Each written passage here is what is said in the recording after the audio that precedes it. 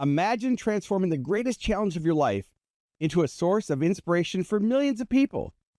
Join us to uncover the powerful story of a man who did just that, turning adversity into a global message of resilience and change. Welcome to Fortify Live with your host, Saeks. Now, today we are honored to have one of my good friends and colleagues, Chad Hymas, to join us. He's a world-renowned motivational speaker whose story of resilience and determination is nothing short of remarkable. He had a severe accident, but I'm going to let him talk about that. But you're in for a treat. Chad, welcome to Fortify Live. We're live right now on Facebook and LinkedIn and YouTube and a few other places. Thanks for carving out time for us. What's going on in your life? And welcome to the show. You've always been so good to me, Ford. You know that. You and I have been friends for 2 decades now, and this is truly an honor. It's great to see the things that you're doing, and you're always scaling, growing. You're very robust, and this is an honor. So I'm grateful for it. Well, for those that may not know a little bit about your backstory, tell the audience, like, how did you become an inspirational speaker? I mentioned it in the hook in the opening of the show that you turned adversity into this business. And really, for those of you listening who don't know, this man truly is a rock star. He does more than most people when it comes to speaking, training, coaching, consulting. And I'll tell you what he's really known for is his overwhelming authenticity. He's just a magnet of authenticity. So Chad, that's my version, but tell our listeners today, what happened to you and what are you doing now? It is crazy how, life throws us these curveballs and things happen to us. I mean, we all go through it. You and I have talked about this personally in hotel rooms where things happen in our lives that we don't plan on. And I'm certainly no exception to that in my circumstance. I usually like to take my circumstance and tie it into those that I'm speaking to, whether it's one-on-one or 1,000 people or 100 people. But I think that you let us into it really well. This where I'm at. I mean, I'm currently in a hotel room in just outside of Denver, Colorado, and home base is Salt Lake City, Utah. And I think this is day number 9 of a 10-day road trip. So I'll get to be home tomorrow with Shondell and the kids. And we are based out of the mountains, the Rocky Mountains in Salt Lake City, Utah. This speaking thing, Ford, it still blows me away. I mean, most people that write books and that coach and consult, they dreamed of this, that their passion is to help others. I mean, you know that in our world that my passion is, it's not that it's not, it's just not. It wasn't. How about that? It wasn't. My passion is to work hard in a trade with my hands and to be outside in the outdoors. And I always thought that I would just have this really cool looking ranch. If back in the day, there used to be this show on TV. I think it was called Dallas. Do you remember that back in the day? I think that's where I remember that. And they had white picket fences in Texas and these horses everywhere and green grass and alfalfa fields. And you pull down this middle road and this white picket fence around the house. And that was kind of what I wanted to grow. And so I started my own construction company to do that. And I guess we'll just cut right to the chase. 6 years into building that construction business, I did something that I still can't believe to this day, and it's been 23 years. I made a small mistake or a large mistake, however you want to look at it, on a piece of equipment, on a backhoe, which rendered a bale of hay that weighs more than a vehicle to roll backwards off the front end of that hoist and land on my head, punching it through the steering wheel, and that shaft went through my mouth, breaking everything in its path. I mean, we're talking a matter of a millisecond. Happened so fast, and it broke all the bones in my neck and severed about 93% of my spinal cord, which rendered me what they classify as a quadriplegic, which means I am numb in all 4 limbs. I am about 95% numb, I would guess, in my body. So I don't have any use of my feet or feeling. I don't feel my legs. I don't feel the midsection of my body. I don't feel my stomach. I don't feel my chest at all. I start feeling things about 2 inches above the breast line, and my hands they're curled, and so I don't, I can't feel my fingers or my hands. But the movement that I have is shoulders, which allows me to push out the desk like I'm doing now. So I am in a mobile wheelchair. And it has mountain bike tires, which allows the heel of my hand to get some sort of friction and grip, and that's how I get around. And I travel alone, and I take a little bit of pride in that, bad or good. I mean, my wife doesn't like it. Others probably don't like it, but I do still like to travel by myself, and I tend to find help from gracious people that help me get loaded up. And Ford has been no exception to that. I think Ford has helped me out, I'm going to say 1,000 times in different scenarios we've been in, where we've shared the stage together, been in different conventions, and Ford knows exactly what it looks like. I mean, he knows what it looks like to help Chad Hymas out. We get it done in about. What they don't know is, when conventional people, able-bodied or whatever you want to say, politically correct, travel, what you have to go through in your morning routine, in your evening routine, with the heat regulation, temperature regulation, and you're on the road a lot. I mean, for most speakers, just for those of you listening to this, we've got franchise brands and private equity groups and C-level executives and entrepreneurs. We have a lot of people who listen to the show, and we're always about business growth. So anything having about today, it's really about the mindset. What I've learned about you, Chad, is your mindset. You really don't see obstacles as obstacles. You see them as opportunities. And what you seem is what you work through on a daily basis, which is just your daily basis. Most people would be terrified. They would let their fear cripple them to, no pun intended, to prevent them from taking any action. And you just the opposite, because you're one of the busiest speakers. You're on the road sometime. Now, most speakers, I was going to say this, speak 20 to 50 times a year. Chad's on the road sometimes 200 times. Now, he's got his own plane, he's got his own bus, and he travels alone. But what you have to go through, the number of hours it takes you, and the way you do it with such grace. And then when you're doing your keynote presentations or a podcast or being on TV or whatever you're doing, you're delivering messages that are perfect for all levels of experience and diverse audiences, to inspire them, to have them take personal accountability for their own results. And you're a living, breathing example of it. So I just think you're one of the coolest people. I consider you like a brother, and I love your message of hope and sharing. And so you speak on leadership, you speak on motivation, Safety. You speak to kids, you speak to corporate executives, you work in the boardroom.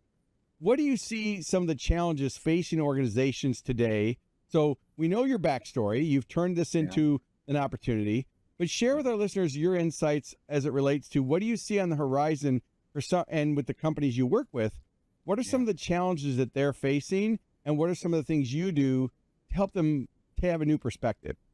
So I think one of the distinct challenges that we're facing right now in the corporate world is retention and work ethic. Finding people, seriously, trying to find people that are willing to put in the hours and the time, which is very relevant for my story, because as you so eloquently said, it does take me to do three times as long as what it would take somebody else to do. For example, this morning, just getting dressed, notice that I've got 2 buttons undone on my shirt. I haven't quite mastered that second button yet, but I'll get it. It just took me a little while, and I haven't gotten around to it yet. I'll get to it here in a little bit, but and the collar's not quite buttoned up, but I'll get to it. I use my mouth to do that, and so it just takes me about 2.5 hours to get the jeans and the shirt on, and my clothes are all 2 sizes too big so that I can get them on. Shower tonight's a shower night. Ford, you know this. Yep. You and I being brothers, that I shower every 2 days. That's a 3-hour process for me.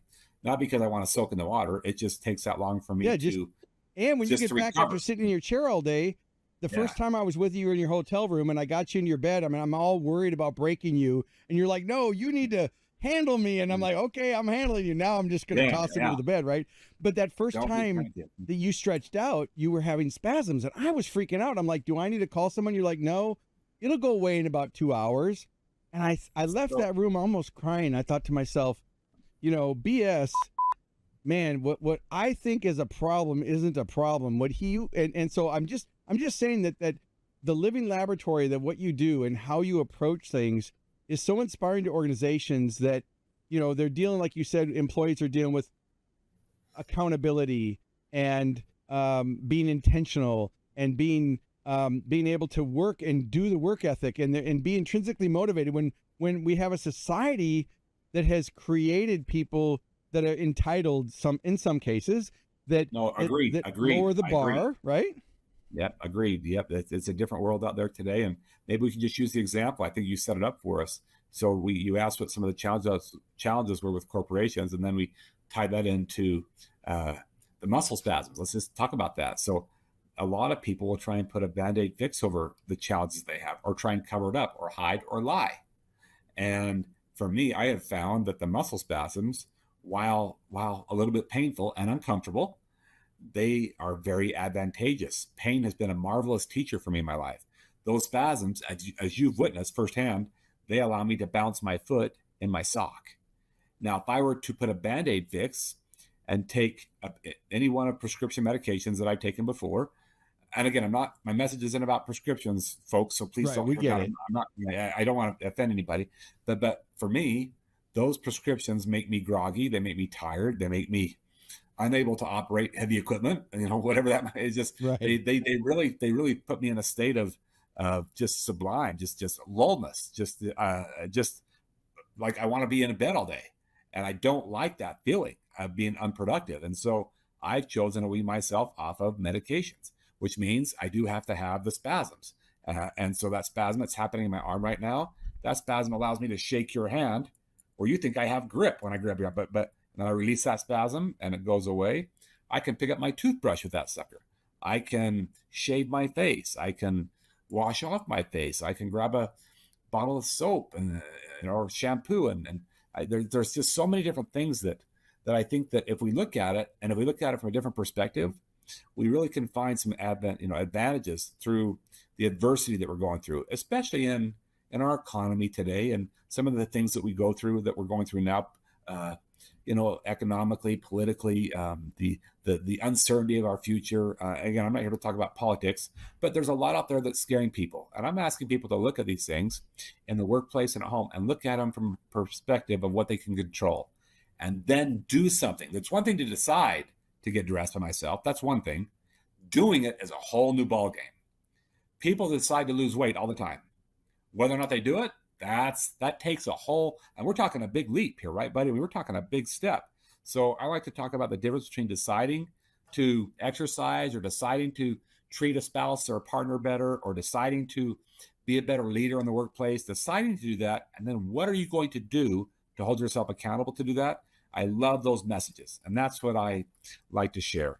And then I relate my story and some of the things that we've talked about today to that, trying to show people that yes, indeed, it is possible to do that, by showing them on the stage how I've enabled that in my life. So that's kind of the sense. I think that's so true when it comes to a leadership.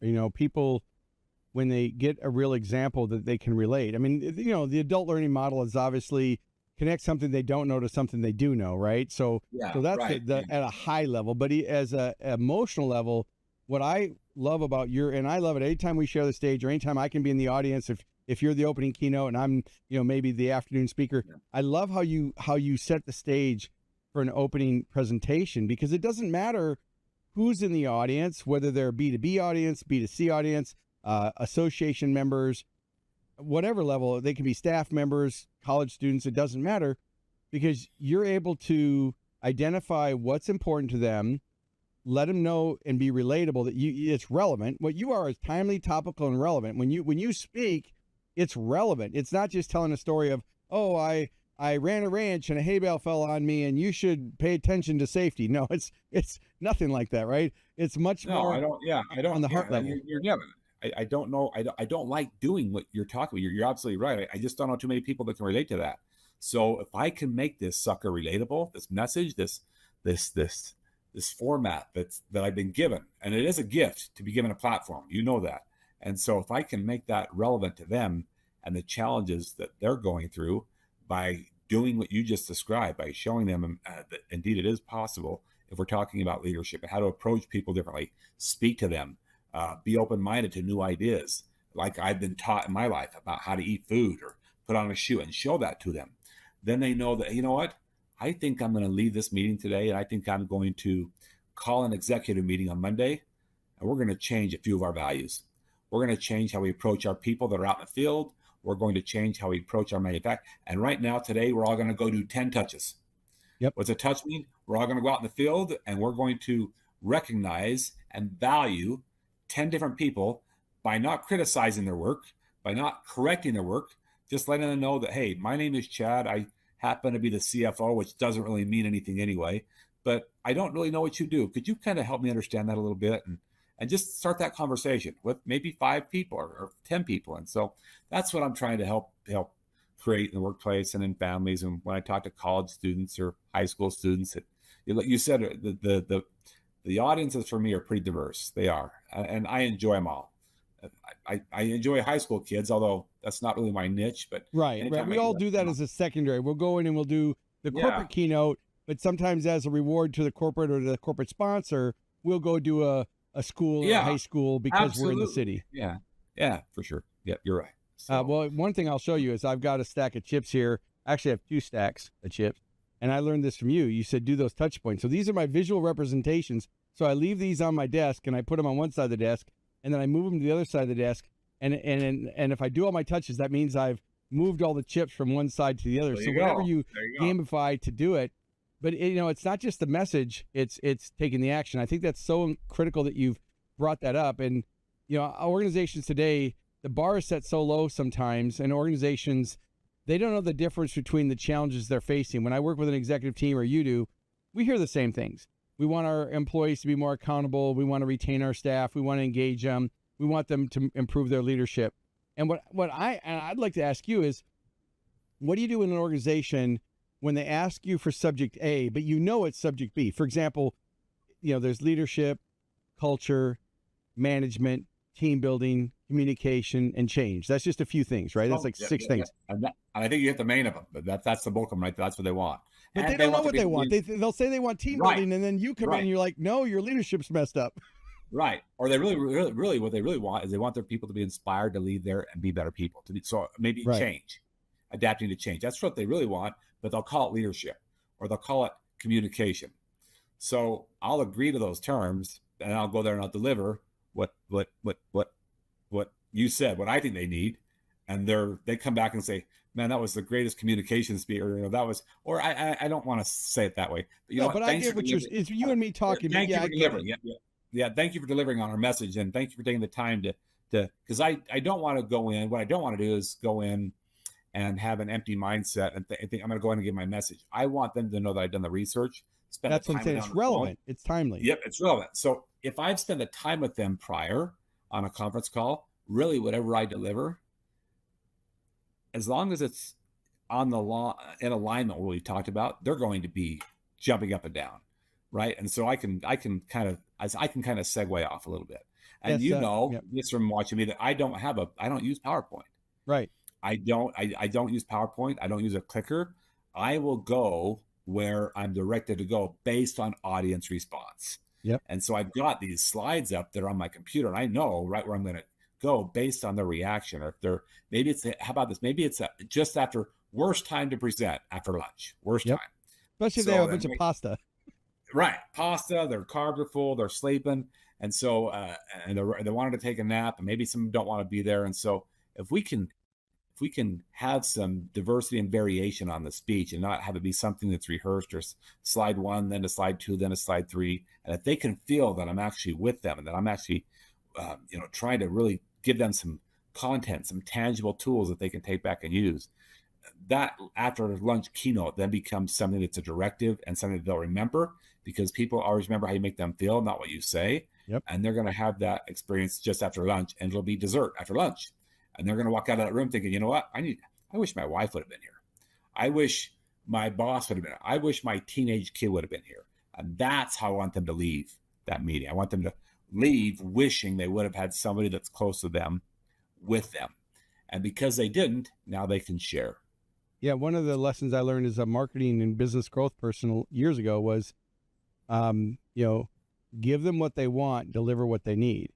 There you go. So I'll identify what their targets are, and sometimes they'll nitpick the title of the description. I'm like, no one reads the description in the blurb anyway. What is your outcome? What does success look like? I ask them the biggest question is, how do you define success? What does success look like? I get the conditions of satisfaction, and then regardless of what they target the title on, I'll hit those targets. And that's what you and I both do. You and I are both in Speaker Hall of Fame. We're one of under 200 people that are in that. We're CSPs and CPAs. It doesn't mean anything to the basic market, but we understand how to really deliver as individuals, and how we are on stage is how we are off stage. That speaks to that think that's a authenticity big that piece you of it, have right? and That's a the big piece. work that you do. And for those of you listening, this is also the podcast on the Business Growth Show. You've been listening to Chad Hymas, Leaving a Living Legacy. You can check Chad out. We're not done yet, but you can check Chad out at Chad Hymas. That's HYMAS.com. You can get his books on Amazon. You can Google his name. You're going to see him all over the media. But anyway, let's go back to the challenges you see. So one of the challenges you see going forward is the employment market, the staffing, leading and engaging the culture. What are some other challenges that you see when you have those executive conversations? Executives right now are really, I mean, there's so much collaboration and integration with companies buying other companies, and they're letting go, whenever that happens with the companies that I'm dealing with on a corporate level. So we're not talking about an athletic club or Major League Baseball team or a basketball team. We're talking about the corporate market. And there's a lot of acquisitions happening right now. Well, what happens when you have an acquisition? They maintain or retain the frontline people, but they narrow it down and they release the 25 top dogs, and now they're without, right? There's some sort of a bonus payout, but then they're left empty-handed, kind of like with a midlife crisis, unexpected. I deal a lot with that. And so, again, my message to them as they collaborate and they let go of these people is, how can these people then take this loss and magnitude the loss by what they do moving forward? So the message that I give to them is, you honor your losses, whether it be a job, the loss of a child. I'll be careful, but God forbid, the loss of, I've had that happen. He was 27, I know you have, right? I know, You helped me I through know, that. I know. That's why I'm trying to be careful with this. No, you're good. I've done the work. We're good. Yeah, I know. So and you've done a good job that you honor the loss by the way that you live your life moving forward. I love to use the example of John Walsh, America's Most Wanted. Yeah. I don't know anybody that would like to go through what he went through, and I've loved sharing the stage with him. I love listening to him every time. I don't know that I could, we always think, I don't know if I could do what he did or what she's doing. I don't know if I could do that, or what would I do in that circumstance. But to lose a child, and his son's name was Adam, under his watch. And if you read John's books and listen to him speak, he will say that the only thing that has kept him from taking his own life is to find a place to give back and to honor the loss of his son, who was swiped, who was kidnapped, right underneath his eyes. And so underneath his care. And in so doing, as of today, we're talking the year 2024, he's put just over 3,000 of America's top fugitives around the world. One that hits home close to me is the story of Elizabeth Smart out of Utah, who was kidnapped, right? That 14-year-old girl kidnapped right out of her home at 2:00 in the morning through the screen window, taken and abducted by a male and a female, and lived just up above her home in the Rocky Mountains for 9 months before she was discovered down in the city walking by the train tracks, and somebody recognized her and called the police immediately. And then her abductors were taken into custody. But in the aftermath of that, we found out that she was raped about 14 times a day.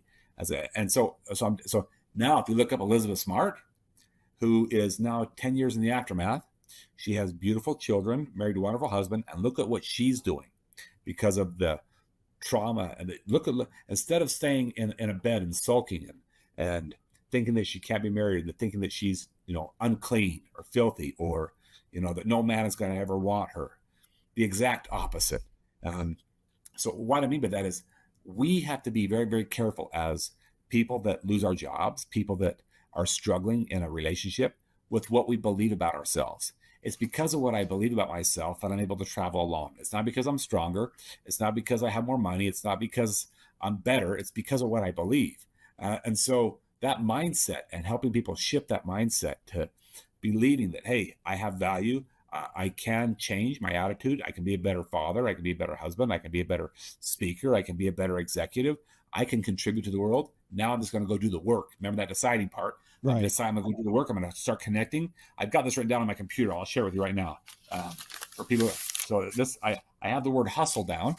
It's right on my computer, and I've listed these items. So if I want to accomplish some goals that I've set out for myself that involve, maybe it's scaling a business, which is what this pertains to, I need to do these items. I put down hustle. I need to hustle, which requires calling them, texting them, DMing them on social media, emailing them, sampling them, saying hello to them, asking questions, simply communicate. The last one I have written down is to just simply connect. I need to reach out. That's a touch. Now, let's say I'm not looking for business. Let's say I'm just looking to be a better uncle. I need to call them. I need to text them. I need to let them know how much value they've had in my life. All too often, you and I go through tragedies within work and business or personal life, and we say this, oh, we never saw it coming. That tells you how much of a gap there is between us and our bosses, or us and our kids, or our grandkids, or our teenagers. And I want to close that gap. So this is a way so I want to hustle with my kids. I want to hustle with my spouse. I want to hustle with, growing and scaling a business. I want to make sure my office staff realizes how much I appreciate them. And more often than not, it's not money. It's just sending a text out saying, you know what? We might have had a slow month, but I recognize that you guys busted your chops. Just want you guys to know I recognize that. Thank you for all you do for us in the office. Hope you have a great weekend. That's it. Yeah. Or I might send them to dinner. So you do that so well. And when you work, when you think of some action steps, so let's share some of your insights around improving your leadership skills. I think there's two things. One, when I work with an organization and I ask them what their biggest challenges are, obviously employees come up. I'm specializing in business growth. Well, I'm on the marketing side. Like there's the marketing sales side, then there's the leadership side, which certainly I have messages for leadership, but I'm not known for that as much as I am for how do you close the gap between a value proposition and your ideal customer. And that's why I love this show, because I'm able to share insights related, and I learn from these conversations. When it comes to leaders, the organizations I've seen, they've elevated. Sometimes they elevate and they give somebody a job, a career, because they were a great salesperson. Now they make them a sales manager, or they were really good practitioner, and they change roles on them. So I always tell those organizations, look, define what success looks like. What are the conditions of satisfaction? What are the key characteristics and traits that you need for that person? Are you coaching them to standard? Are you giving them the tools and resources and modeling what the behavior looks like that you want? Do you have anything set up to hold them accountable? And then if you can't coach them to standard, I learned this from Les Brown decades ago, only quality people. Sometimes the best strategy is to let them go and free them up to be problems somewhere else. But I'm curious what your perspective is on this. So it's a great question. I'm going to try and answer it as directly as I can. The most top performing organization that I've ever worked with, wow, I probably should ask you, who do you think that might be? If you think I have several, but you go ahead and share it. I don't want to throw a name out. Sure. It's the Navy SEALs. Yeah.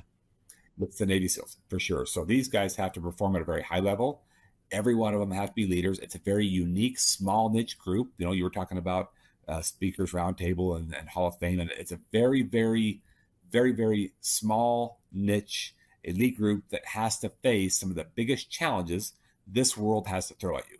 These guys are the ones that have to hold their breath for 4 minutes underwater. They have to swim through sewage. They have to parachute at night, and they're going into the most dire of circumstances, and they are expected to perform and be leaders, every one of them at a high level, without leaving one single team member behind, whether it's Afghanistan on some sort of a pirated ship somewhere out in the middle of the Atlantic or in some sea somewhere.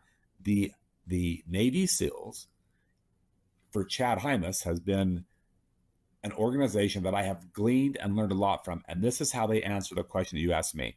So when I went to them and I asked them, how do you measure leadership? They drew on a whiteboard for me, or a white flip chart, 2 lines. One was vertical, one was horizontal. And the one that was vertical said performance. So they measure leadership by performance. That's one way. The horizontal one was trust. So trust here and performance here.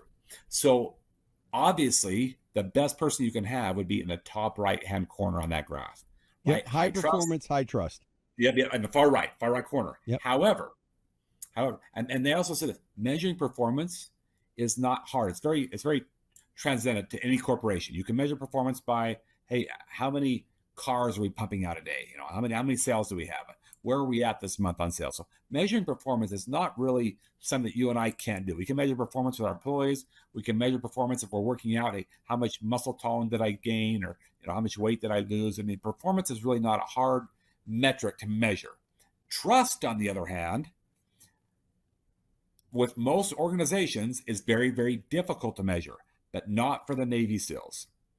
So they measure trust by going to the different crews, and there's 7 of them, 7 crews, 7, we would call them crews, but seven teams of Navy SEALs, and all they do is say this: are you better because this person's part of the crew, or are you not? Are you safer because they're part of the crew? Or how about this? Who's the jerk? Who's the jerk in your crew? And everybody generally writes down the same name, they point at the same person. Or they'll do the opposite. Who are you better because they're on your team? Who do you feel the safest around? Who has really got your back? And they generally all point to the same person. Then they add this further. They take it a step further. Once you breach trust, it's very, very difficult to gain back and earn that title of leadership. Once you breach, once you've lost trust, so they would rather have somebody that is lower on performance, so maybe on that vertical, right? They're down a little bit, but they're all the way to the far right than they would have somebody that's very, very high performing and high trust. And I find that a rather phenomenal way to measure leadership. Well, trust to perform. You've just taken something that's very complicated and, as usual, defined it as something that's memorable, impactful, and actionable. So those of you listeners, you could certainly go back bookmark this episode, watch it again, then and encourage that with your teams. I know for me, when I look at these things, when I look at the performance and trust, when people ask me, well, how do you hire right? And I always tell people, hire people for attitude, train for skills. Because I can take someone who's got a great attitude and I can train them with the tactics and the skills or like in your case, how to perform. But I can't take someone who's got a bad attitude and train the attitude. Sometimes it might be the environment. Like I've had environments where I was the toxic leader. Like I didn't know what I was doing, Chad. I set everything up wrong. I did the wrong things. I was the wrong kind of leader. And I kept having turnover. And I went to my mastermind group. You're right. You deserve a couple more beeps there. Yeah. For sure. I went to my mastermind group and I said, blank, blank, blank. I can't find any employees. They want to be on YouTube and I'm just complaining. I'm bitching. I'm complaining about this. And Randy Gage, who we both know, said to me, Ford, who's always at the scene of the crime? What's the one common denominator with all your companies and your turnover? He said, it's you. You're taking good employees and you're putting them into a toxic relationship and you're ruining them. So it's not that you don't have good people. It's not that you can't find good people. And that was when, this was like 20 years ago. That's when I looked at my businesses and I looked at it and I said, okay, there is a difference. Sometimes it is the employee. Sometimes you got to give the employee the training, the conditioning, but sometimes it's the leadership and the culture. So I always work with organizations to step back, take a sky view of what's going on, measure those different things, just like you're talking about with performance and trust. Look at the culture, the communication, and how things are being communicated, then look at the individual, because sometimes you're fixing the wrong problem, right? I mean, if someone says to you, okay, Chad, here's a wheelchair that has bigger wheels so you can roll. Well, that's not necessarily what you need as much as something else. So I think it's diagnose before you prescribe. I'm just going to leave it there. You know that I started off with this. I've always wanted to be a rancher, which we do have a farm. You have a ranch. Come on now. Yeah, we have a ranch when we love horses, and you can't lead a broke horse to water if they don't want to drink, right? You can't. You can lead a horse. I've never actually heard it that way. I actually like that. I've heard you can't lead a horse to water and make him drink, but I think you can't create a broke horse to water. Yeah. So you're right. So in other words, sometimes it takes you and I being broken in order for us to humble ourselves and submit to drinking the water. I can't, I can lead the horse to where the water's at, or I can show him where, but I can't make that sucker drink, like you just said.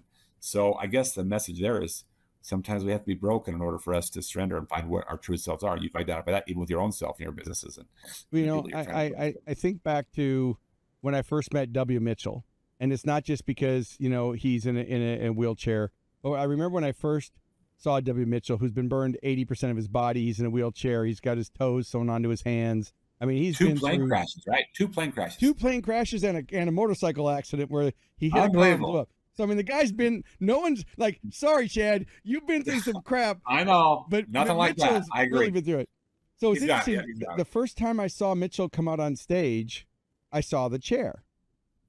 10 seconds, maybe 20 seconds after he started speaking, I didn't see the chair anymore. And I think that's, and I'm not saying that's about you. I'm not trying to make it about that. But I get really, it. at the end of the day, you're not letting your circumstances dictate your environment.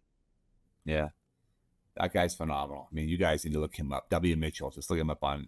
Yeah, wmitchellspeaks.com, wmitchellspeaks.com. You might have heard of him if you ever listened to anything on Tony Robbins from decades ago with Personal Power. He's mentioned in his cassette programs, and I know the millennials right now are, what's a cassette? You'll have to Google what that is. But no, he's all over the internet, though. W. Mitchell's all over the internet. So is Nick Vujicic, right? Nick. Nick. Yeah, that's another one of those that you see him at first, or like Roger Crawford or something. I remember I was speaking with Roger, and obviously Roger, if you don't know, you can check out Roger. But I knew he was born with some birth defects with his hands and his arms. But I'd known him for like 10 years, Chad, and he was at one of my boot camps, and I brought him up as a hot seat. And so he gets up on the stage, and he crosses his leg, and I'm up there speaking in front of the group, and I look down, and I see the artificial leg with the, with the pole and the tennis shoe, and in the middle of the whole group, I'm like, Roger, what the hell is that? I didn't know. I knew about your hands. I had no idea. Well, he has a prosthetic leg, but his gait is perfect. You would never, if you met him, you would never know that he has a prosthetic leg, because that doesn't define him. No, and you don't see it. And you don't see it even if you could see it. That's really my point. I think that the real takeaway for those of you listening and watching today is, wherever you are, start with where you are with what you've got. Don't compare yourself to other people. Don't measure. I mean, you want to learn from other people what success looks like, but don't just compare, because there's always going to be someone better. I mean, I can say, well, I only did 80 events last year. Chad did 200, and then you can talk to someone else that did 250, right? So there's always someone bigger, smarter, and better. Joy. And there's always, and even someone that's doing 200, things don't always look the way they seem. We always put our best face forward on social media. We always do the best videos. I just don't think that people see behind the scenes. And so metrics is a very, very poor way to measure success. I'll put it that way. Metrics, very, very poor way to measure success. And again, like Ford said, comparing yourself to somebody else, you've all heard this, it will be the thief of all your success and all your joy, for sure. I have never been good at comparing myself at another dad doing a layup with her kid, ever. Yep. I have been successful when I get out there with them and say, all right, here's a YouTube video. Here's what it looks like. Make sure you jump off that left foot. I want you to hit the glass with the ball. I don't care if the ball goes in, hit the glass. And it's worked out well for me. And so, if I compare myself to a husband walking down the road, going to a Utah Jazz basketball game, holding his wife's hand, I'm a horrible husband when I compare myself to that guy. But when I say, all right, Shondell, let's go and let's have a great time, and I'm pushing, and she's walking right by my side, we're going to have a great time. Whether it's a country concert, an NBA game, or something like that. I played that game, Ford, and I've never won. Not one time. Well, no one played it several game. times. It's unwinnable. No. Yeah. So anyway, I would be lying to you if I still don't reminisce, or if I still didn't say, you know what, it'd be kind of cool to have a layout like Ford has, or But you visit that place, Chad, but you don't live there. I think the lesson here is right.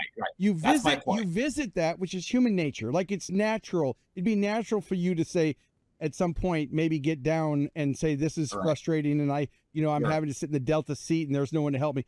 But you don't live there. You live with family, with faith, with fortune of helping people. Yeah, it's okay. By the way, for our listeners, it's okay to go to those places. Yeah. It's okay to compare. Just like Ford said, you never stay there. Just visit. And don't visit frequently, but visit. And there's nothing wrong with that. So I totally agree with you. I found success in that. Well, you've done some great things. Tell our listeners about this retreat center. And now your kids are basketball stars. Like, share some of these things that you don't always get to talk about. So Shondell and I have been married for 28 years. She's a freaking angel. If you guys Google her, look her up. She's very private, so you might not see a lot of pictures, but she's an angel just in just the spirit of how she takes care of the kids and takes care of you when you want to. And, I just think she's an amazing person. Yeah, I have a hard time talking about her because as you know, I'm away a lot. Something that I don't talk about. You might be physically away, but you guys are there together. Like your hearts are very there. Yeah, we're very, very close. One thing that I've had to learn from Shondell, and the kids as they've helped coach me through this with this relationship that I have with their mother is I think we make a promise when we get married for better or for worse. And I think that's lip service. I don't really like that very much because no one plans on someone that they love intimately taking care of them. I think mainly more as a man, maybe than as a female, but I'm just being sexist there. I just don't think we plan on somebody that we love doing the most intricate details of the human body, hygiene wise. It's not part of the game plan. And Shondell, as you said, her love language is to serve, and she wants to serve me. So part of the reason, if we're to be honest, that I have been busy and in a hotel today is I like to stay that way. And then I like to go home for a little bit. And so as we talk about this ranch that you just brought up in the retreat center, that's recently been completed because Shondell's goal for me as I age and get a little bit older is for me to do what I've been doing, but do it closer to her, do it closer to home where she can be there.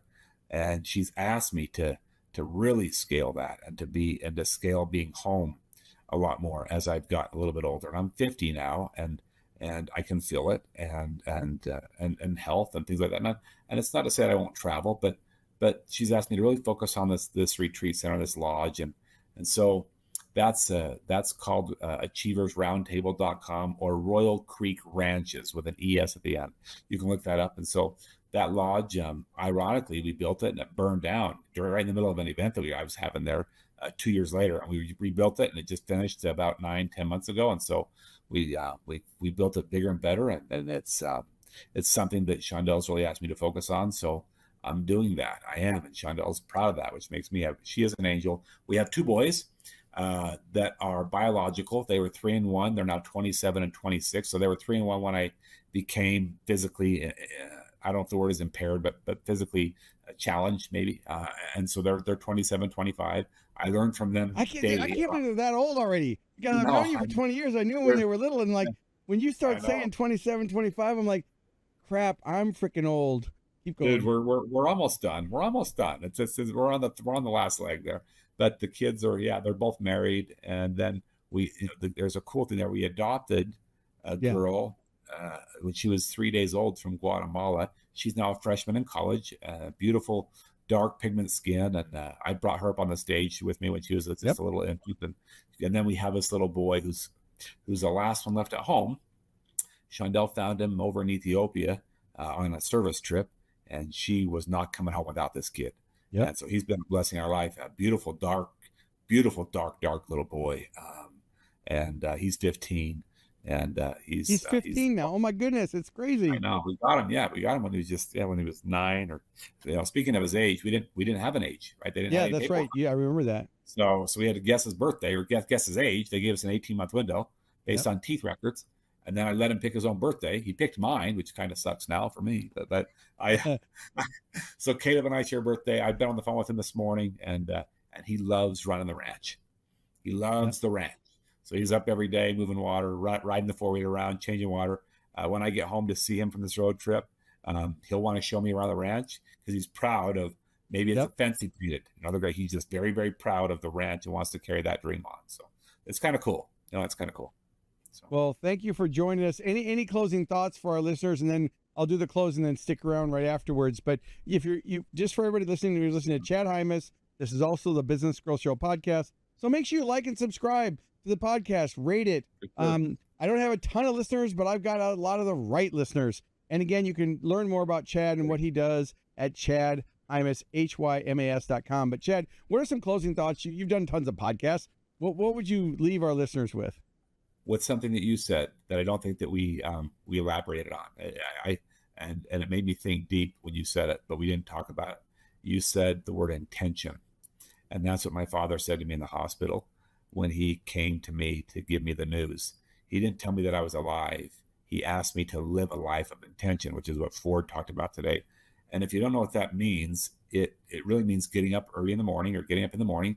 And I call it the 3 Ps: having passion for people, purpose in what you do every day, and then perspective on the adversity that comes your way, whatever that might be. And that's exactly our message today. And so when Ford brought up the word intention earlier, We just didn't take the time to elaborate on it for whatever reason. We moved on to other topics, but I hope that you all heard Ford say that, because I think that's been a key component of whatever blessings or successes come my way. Is I really try hard to have purpose in my circumstance.